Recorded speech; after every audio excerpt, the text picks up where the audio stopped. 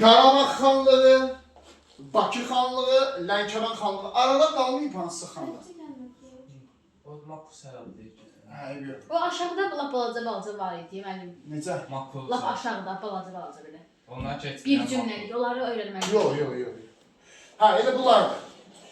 Başlayırıq. Qarabağ xanlığına çox vacibdir ha, Qarabağ xanlığı. Çox mühüm xanlıqdır Qarabağ xanlığı. Xanlıqlar içində ən vacib xanlıqlardan biri Qarabağ xanlığıdır. Bir dənə xəritəni mənə ver. Qarabağ xanlığı strateji olaraq biz demişdik, əlverişli bir yerdə yerləşir. Fikir verin, Qarabağ xanlığı düz ortadadır. Şimal Azərbaycanla Cənubi Azərbaycanın kəsişəcəyində və biz demişdik ki, kim Azərbaycanı birləşdirmək istəyirsə, mütləq Qarabağa hücum eləməlidir. Düzdürmü? İkinci məsələ, Qarabağ xanlığı demək olar ki, müəyyən dərslərdə öyrənmişik Qarabağ xanlığı haqqında. Məsələn, Urmiya xanlığı dərsində biz Qarabağdan danışmışdıq ki, Urmiya Qarabağı tabe edib. Şəki xanlığında Qarabağdan danışmışıq, Şəkinin Qarabağa hücumu var idi, bayaq savaşı. Quba xanlığında bayaq danışmışdıq, Quba xanlığı Qarabağa hücum eləmişdi. Yəni, Qarabağ xanlığı digər xanlıqlar tərəfindən tez-tez hücuma məruz qalan bir xanlıq idi. Qarabağı kim yaradıb, uşaqlar? Pənahəli xan Cavanşir. Qarabağ xanlığı yaradıb. Hakimiyyət ili çox standartdır. 1747-1763. Pəhləvan deyil. Bu ne sandı? Fırtalı xan Əfşarda da belə idi. Heydərqulu xan Kəngərlidə də belə idi. Mənim Pənahəli başqa hansısa dövlətdə var idi. Yox. Onda pəhləvandan Pəhləvan var, Eldənizlər. Pənah xan deyirlər bəzən buna. 1747-də digər xanlıqlar kimi yaranıbdır. Çünki bir dənə 43-də yaranan Şəkildir və qalan hamısı 47-də yaranmışdır. 63-də Şiraz şənliyidir. 63-də Şiraz şənliyinə qədər iştirak eləmişdi. Şiraz şənliyində sır düşübdü Pənahəli xan Cavanşir. Xanlığı yaradıb. Fikir verin hansı tayfadandır bu? Cavanşir tayfası. Deməli belə bir tayfa var. Bu Cavanşir tayfasındandır. Cavanşir nəslindəndir əslində. İndi uşaqlar, yadınıza gəlir Nadir Şah olanda, Nadir Şah Əfşarı xatırlayın, 1736 Muğam qurultayı. Bəli, 1736-da Nadir Şah olanda Muğam qurultayı zamanı bəzi tayfalar ona qarşı çıxmışlar, onun əleyhinə səs vermişlər. 32 kəbirli 32'ler. Cavanşir tayfasıdır. Ziyadoğullar. Ziyadoğlu. Onları neyləmişdi? Xorasana sürgün eləmişdi Nadir. Bax, onlardan biri idi bu Cavanşir tayfası. Nadir Şah ölən kimi 1747-də Nadirin ölüm xəbərini eşidirlər, Xorasandan gəlirlər, Qarabağ xanlığı yaratırlar. Pənahəli xan Cavanşir. Başa düşdünüz? 1747-1763-cü illər Pənahəli xan Cavanşirin hakimiyyət dövrüdür. Pənahəli xan Cavanşir Qarabağ xanlığını idarə edib. Çox da güclü hökmdar deyil əslində, amma ağıllı hökmdardır. Niyə? Qarabağ xanı Pənahəli xan bilirdi ki, Qarabağ çox strateji mövqedə yerləşir, mərkəzdə yerləşir. Bilirdi ki, xanlığa çox sayılı hücumlar olacaq. Ona görə də bu adam işi gücü qala tikməkdir. Ancaq qala tikir. Məsələn, birincisi, Bayat qalası tikir özünə. 1748-ci ildə. Xanlığı yaradan kimi bir il sonra başlayıb qala tikməyə. 1748 Bayat qalası tikir. Bayat savaşda bu. Bəli. Bayat qalasını tikildi, Bayat savaşı baş vermişdi. Ona görə Bayat savaşı. Şahbulaq qalası tikilmişdi. Qalanın adıdır. 1752. Bir dənə qala tikilir. Bu daha da özünlüdür. Qızılqaya xəyanətinə Eylüldə. Bir də Pənahabad qalası tikdirib öz adına. İkinci adı nədir bunun? Şuşa qalası. Qalanın digər adı Şuşa qalası. İndiki Şuşa qalası onun. Bəli, indiki Şuşa qalası 1757-ci ildə. 3 dənə qala tikdiribdir. Qalaları mütləq əzbər bilməlisiniz illərindən. Mənim yazdan sonra sizə bir dənə sual verir. Dərs tutarsın onu da. Bir dənə dərsdən oldu. Yaxşı. Bayat qalası 1748-də tikilib. Şahbulaq qalası 1752-də tikilib. Pənahabad qalası digər adına Şuşa qalası 1757-də tikilib. Niyə tikib bu qalaları? Çünki bilir ki, qorunmağa ehtiyac var. Mərkəzdə yerləşirəm, hamı mənim üzərimə hücum eləyəcək. Ona görə tuta bilmirlər, değil mi? Tuta bilmirlər, bəli. Hər tərəfi qaladan ibarət edir. Yeganə heç vurmuyor. Urmiya tutmuş. Bundan əlavə olaraq Bu, özünü qorumaq üçün çox saylı döyüşlər də həyata keçirir. Məsələn, 1748 Bayat Savaşı. Fikir verin uşaqlar. Bayat Savaşı Şəki ilə Qarabağ arasındadır. Şəki ilə Şamaxı birləşib Qarabağa qarşı mübarizə aparmışlar, Qarabağ qalib gəlir. Bunu Şəki dərsində demişdik, yadınıza gəlir, Bayat Savaşı 1748. Şəki ilə Şamaxı birləşib Qarabağa hücum edirlər, amma məğlub olurlar. Bayat qalasının tikildiyində Bayat Savaşı baş vermişdi. 1748. Sonra 1757-ci il Xatın arxı döyüşü baş verir. Döyüşün adıdır. Belə bir adam var, Məhəmməd Həsən xan Qacar. İran tərəfdən gəlib. Qacarlardandır. Məqsədi Azərbaycanı işğal eləməkdir. Qarabağ xanlığına hücum edir. Amma Qarabağ yenə qalib gəlir. Görürsünüz, Xatın arxı döyüşündə Pənahəli qalib gəlir. Məhəmməd Həsən xan Qacarı buradan qovalayır. Fikir verin, 2 dəfə qalib gəlib Qarabağ xanlığı. 1748 Bayat Savaşında qalib gəlib Qarabağ xanlığı, Şəki ilə Şamaxıya qalib gəlir, onlar buradan qovur. 1757-ci ildə Xatın arxı döyüşündə qalib gəlir Qarabağ xanlığı, Məhəmməd Həsən xan Qacara qalib gəlir, onlar buradan qovur. Düzdür? Bir də, görürsünüz, 2 dəfə qalib gəlir. Amma 1759-da nə olur? Urmiyə tabi olur. Urmiyə xanı kim idi? Fətəli xan. Əfşar. Eyni şeydə təkrar şey əslində. Fətəli xan Əfşara məğlub olur, düşür Urmiyə xanlığının tərkibinə 1759-da. 1763-cü ilə qədər, Şiraz şəhərinə qədər qalır Urmiyə xanlığının asıllığında, Şiraz şəhərində dünyasını dəyişir Pənahəli xan. Görürsünüz, çətin bir şey yoxdur Pənahəli xan dövründə. Qala tikilib 3 dənə, 2 dənə döyüşdən qalib gəlib, öz müstəqilliyini qoyub saxlamağı bacarıb. Amma Urmiyə tabi olub 1759-da orada məğlub olurdu. Yadınıza qaldı. Pənahəli xanın ölümündən sonra Pənahəli xanın ölümündən sonra hakimiyyətə gəlmişdi onun oğlu İbrahim Xəlil xan 1763-1806 hakimiyyətə Pənahəlinin oğlu İbrahim Xəlil gəlir. Burada 2-ci hökmdar, 2 dənədir. Pənahəli bir də İbrahim Xəlil. Başlayır İbrahim Xəlil xan xanlığı idarə etməyə, onun oğludur. Bu ondan da güclüdür. Pənahəlilər də güclüdür İbrahim Xəlil xan. Daha qüdrətlidir ondan. Bunun dövründə əlavə olaraq nə var? Birləşdirmə siyasəti var. Birləşdirmə nə demək uşaqlar? İbrahim Xəlil xan da Azərbaycanı birləşdirmə siyasəti keçirib. Quba kimi, Şəki kimi, Urmiyə kimi. Düzdür, o qədər də çox birləşdirməyib, amma gücü çatdıqca, mümkün olduqca birləşdiribdi. Çox sadə yadda saxlayacaqsınız. Qarabağ xanlığının tabi etdiyi xanlıqlar.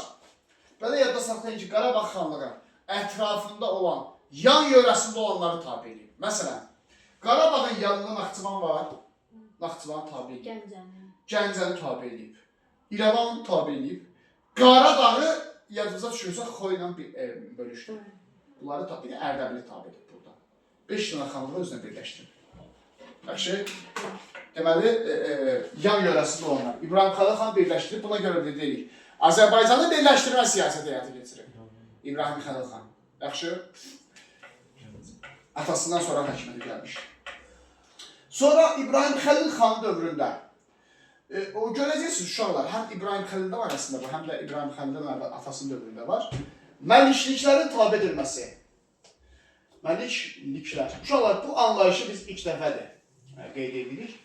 Bu dövrdə Azərbaycan ərazisində məlikliklər bu. Elə bu xanlıqdan da kiçikdir. Məlikliklər. Elə bir Qarabağ xanlığı o qədər böyük idi ki, ərazi olaraq. Onun tərkibində ayrıca məlikliklər də var idi, xristiyan idi o məlikliklər. Qarabağ xanlığının ayrılıb müstəqil olmaq istəyirlər. Məlikliklər. Məsələn, belə düşünün də, bir var Qarabağ xanlığı, bir də var xanlığın tərkibinin ayrılıb müstəqil olmaq istəyən məhlələr. Yəni, böyük bir məhlələr idi. Onlar xanlığın tərkibinin ayrılıb müstəqil olmaq istəyirlər. Buna deyirlər məlikliklər. Nə? Məlikliklər. Yalnız Qarabağ xanlığı ərazisində olmuşdu. Həm Pənahəli xan, həm İbrahim Xəlil xan məliklikləri özünə tabi edibdir. Qarabağa birləşdirildi. Bu da bunların oxşar cəhətidir yenə. Pənahla İbrahim Xəlil xanın oxşar cəhətidir. Məliklikləri özünə birləşdirmələri. Başa düşdünüz? İbrahim Xəlil xan uşaqlar sonradan yavaş-yavaş xanlıqların hamısı ümumiyyətlə 1790-cı illərdən sonra zəifləyir və 1805-ci ildə Rusiya Qarabağı işğal edir. Rusiya dövləti, Rusiya imperiyası. 1806-cı ildə isə ümumiyyətlə İbrahim Xəlil xanı öldürürlər. Bu oldu Qarabağ xanlığı. Sualı varmı kiminsə? Yoxsa çətin bir şey yoxdur. Xəritədəki yerlərə də birazdan baxacağıq.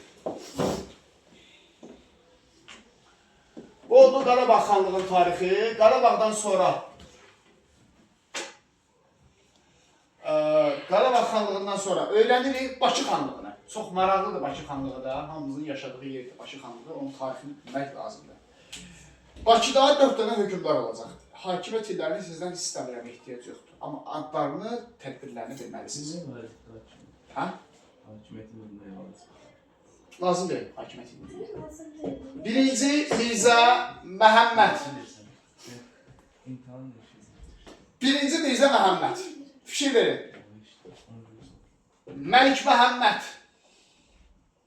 Birinci Mirzə Məhəmməd. Məlik Məhəmməd.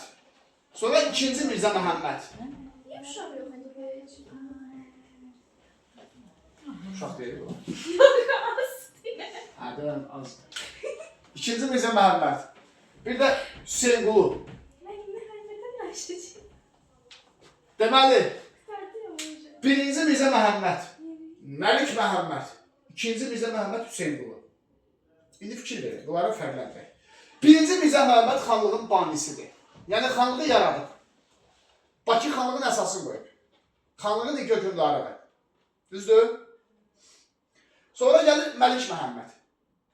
Belə yadda saxlayırsınız ki, bu Məlik Məhəmmədin dastanını eşitmişsiniz. Mehmet. Məlik Məhəmməd qəhrəman obrazı da orada. Amma bu onun tərsidir. Əksine de. Əksidir, bu zəifdir. Bu Qubaya tabi olub. Neçənci ildə uşaqlar Qubaya tabi olur. Bakı nə vaxt Qubaya tabi olur? 67. 67-də. 1767-də. Yadımıza gəlsə nikah diplomatiyasına bunları tabi eləmişdilər. İkinci Mirzə Məhəmməd yenidən müstəqil olur. İndi fikir verin uşaqlar. Mirzə Məhəmmədlər müstəqildir. Görün, birinci Mirzə Məhəmmədlə ikinci Mirzə Məhəmməd müstəqildir. Arada Məlik Məhəmməd var, o işi Qubaya tabi olandır. Gördünüz? Birinci Mirzə Məhəmməd xanlığı yaradıb müstəqildir. Məlik Məhəmməd Qubaya tabi olandır. İkinci Mirzə Məhəmməd təzədən müstəqil olur. Hüseyin Qulu sonuncu Bakı xanıdır. Yazıq Hüseyin Qulunu da Ruslar öldürürlər. Ruslar öldürürlər tamamilə. Bakı xanlığı Rusiya tərəfindən Hele bu kadar. Hə? Hele bu Bakı kadar. ile budu. Hə, oldu Bakı xanlığı. Aa. O boyda. Bakı xanlığı birləşdirmə siyasəti keçirməyib. Heç vaxt. Zəif olur. O boyda Bakı'nın tarihine bak. Sən bir şey deyim. Ümumiyyətlə, Bakı Azərbaycanın ən yaxşı şəhərlərindən olmayıb heç vaxt. 19-cu əsrin ikinci yarısına qədər, neft sənayesi inkişaf edilənə qədər, Bakı çox az adamın yaşadığı bir şəhər idi. Ümumiyyətlə, Bakı neftin sayəsində bir şəhər olubdur. Pulun sayəsində olan bir şəhərdir. Formalaşan. Öz təbii gözəlliyi yoxdur Bakının. Həqiqətən. Doğrudan. Ha, bizim əvvəl paytaxtımız Gəncə olur. Axıncı dövründə bir ara olubdur. Hə, qısa bir oldu. Deməli, Lənkəran. Lənkəran xanlığı. Çox qısadır bunun haqqında tarix. Bilirsiniz ki, Lənkəran xanlığı bax bu ərazidir. Salyan düz altı. Baxacaq da birazdan. Deməli, Səfəvi nəslindən olan Cəmaləddin Mirzə bəy tərəfindən yaradılmışdı. Lənkəran xanlığı. Kim yaradıb onu bilməlisiniz. O cümləni də yadda saxlamalısınız ki, Səfəvi nəslindən olub. Cəmaləddin Mirzə bəy. İkinci adı Qaraxan. Qaraxan. Ləqəbidir. Qaraxan ləqəbi Cəmaləddin Mirzə bəy tərəfindən Lənkəran xanlığı yaradılıb. Lənkəran xanlığı bir müddət heç vaxt birləşdirmə siyasəti keçirməyib. Bir müddət Qubanın tərkibində olub, bir müddət İranın tərkibində olub, Qacarların, bir müddət də Rusların tərkibində olub. Püsü, bu da oldu xanlıqlar. Farqı. İçinde de kaldı. Xanlıqları bitirdik. Böyle çalışıyormuşlar. Tez yoxlayırdıq. Deməli, Tez yazırdıq. Bizi tez çalışıyor. Mətnlər aşıq sualda sənə çıxırdı. deməli, gəlirik bu dövrdə xanlıqlardan əlavə olaraq sultanlıqlar da var. Bitməyib hələ. Dizler de zorlandı. Xəlil Rəza Ulutürk deyirdi ki, davam edir 37, daha gərgin, daha ciddi. Eşitdiniz mi? Önde iş. Bu nə deməkdir ki? Ciddi hazırlaşırlar. Sultanlıqlar. Azərbaycanda bu dövrdə xanlıqlardan əlavə olaraq sultanlıqlar da var idi. Sultanlıqlar xanlıqların kiçikdir şu an. Azərbaycan heç vaxt birləşməyib. O şey. İndi birləşik. Niyə Sacilər birləşdirməyib, Salarilər birləşdirməyib, Atabəylər, Səfəvilər. Xanlıqlardan sonra. Sən Cənubi Azərbaycanla Şimali Azərbaycan nəzərdə tutursan? Bəli. Yox. Hə, indi axı ayrı. İran tərəfində Cənubi Azərbaycan. Yəni birləşmir. Sultanlıqlar. Bu dövrdə Azərbaycanda sultanlıqlar da mövcud idi. Bunlar xanlıqdan da kiçikdilər. Amma bəzilərinin adlarını öyrənirik. Məsələn, İlisu sultanlığı. İlisu düz şəklin yanındadır gördüyünüz kimi. Xəritəyə baxın, şəklin qərb hissəsi. İlisu sultanlığı. Niyə bunun adını çəkirik? Çünki Azərbaycanda yaranmış ilk sultanlıqdır. 16-cı əsrin ikinci yarısında yaranmışdı. Bu konspektdə var. Neçənci illərdə 16-cı əsrin ikinci yarısı? 1551-dən sonra. Səfəvi dövründə düşür. Deməli, hələ Səfəvi dövründən yaranmışdı bu sultanlıq. Amma daxili müstəqilliyi var idi, xarici siyasətdə müstəqilliyi yoxdur. Borçalı sultanlığı, Ərəş sultanlığı 17-ci əsrin ikinci yarısında yaranıblar. Səlib mənim yetim. Bunlar da 1650-dən sonra yaranıblar. Səfəvi dövründə yaranan sultanlıqlardır. Başa düşdünüz? Sultanlığı uşaqlar sultan idarə edirdi. Adətən adını çəkdiyimiz sultanlıqlardan İlisu sultanlığı, Ərəş sultanlığı, Qəbələ sultanlığı və Qutqaşin sultanlığı, 4 dənə sultanlıq daha çox Şəkiyə yaxın olduqları üçün Şəkin tərkibində oldular. Yaxşı. Abi. Hə. Seher. Deməli dinləyin. Bu dövrdə Azərbaycan ərazisində bir dənə də cəmaətlıq olub. Car Balakən cəmaətlığı. Bax. Üsyanlar falan bunlar ediblər. Hə. Car Balakən cəmaətlığı bu nə xanlıqdır, nə sultanlıqdır, nə məliklikdir. Car Balakən cəmaətlıq Azərbaycan ərazisinin yeganə cəmaətlıq idi. Yəni nə deməkdir? Bunun hökmdarı yoxdur. Sadəcə olaraq cəmaət özü idarə edir. Yəni xalq yığıncağı idarə edirdi. Və xalq yığıncağında Ağsaqqallar Şurası var idi, onlar tərəfindən idarə olunurdu. Car Balakən cəmaətlığı, amma şəriət qanunlarından idarə olunurdular. Yəni dini qanunlarla Azərbaycan ən dindar, qatı dindar bölgəsi idi. Car Balakən İndi var bu.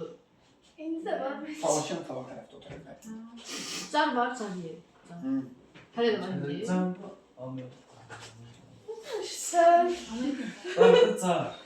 Sonra uşaqlar, Azərbaycan ərazisində bu dövrdə məlikliklər var. Yadda saxlayın ki, məlikliklər yalnız Qarabağ xanlığında olub. Başqa heç bir xanlıqda Biz olmayıb. bayaq dediniz axı. Hə, Qarabağ xanlığında dərsini demişdik. Всё, bu olur xanlıqlar, sultanlıqlar və məlikliklər. Bitdi xanlıqlar. Sualı, fikriniz çətinlik qaldı mı? Soruşsun. Açın dəftərlərimizi. Bəzi xanlıqların idarə sisteminə aid bəzi məsələlər var, onları da öyrənməlisiniz. Yazmalısınız, konspektdə yoxdur. Qeyd edin, qeyd edin.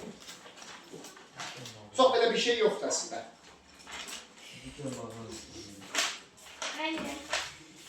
Deməli uşaqlar. Deməli, xanlıqlar dövrünün idarəçilik sisteminə baxırıq. Xanlıqları idarə edir xan. Xan qeyri-məhdud hakimiyyətə malikdir. Qeyri-məhdud nə deməkdir? Yəni hər şey hökmdarın ixtiyarındadır. Xanlıqları xan idarə edirdi. Vəzir var idi. İkinci şəxsdir. Mali işlərinə baxır. Vəzir. Həmişəki kimi.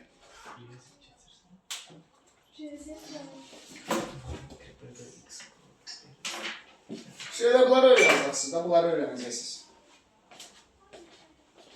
Dəftərim də o yazılır. Sen de